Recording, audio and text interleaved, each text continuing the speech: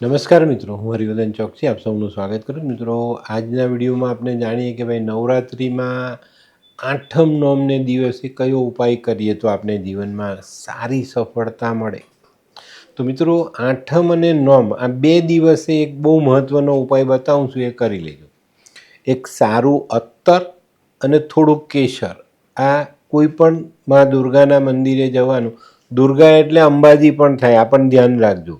કોઈ પણ માતાના મંદિરે જાઓ, માતાને ધરાવો, ધરાવીને આ વસ્તુ પાછી લઈ આવો। આ ઉપાય આઠમને દિવસે પણ કરાશે અને નોમને દિવસે પણ કરાશે। અને આ કેસરને અત્તર માતાને ધરાવીને પાછી લાવો, બીજે દિવસથી તમે નાહી ધોઈને પરવારો ને ત્યારે એ કેસરનો ચાંદલો કરો અને અત્તર લગાડીને તમારા કામે નીકળો। એટલી સરસ સફળતા મળશે કે તમને કલ્પના પણ નહીં આવે કે મેં આ કામ આટલી સહેલાઈથી કર્યું।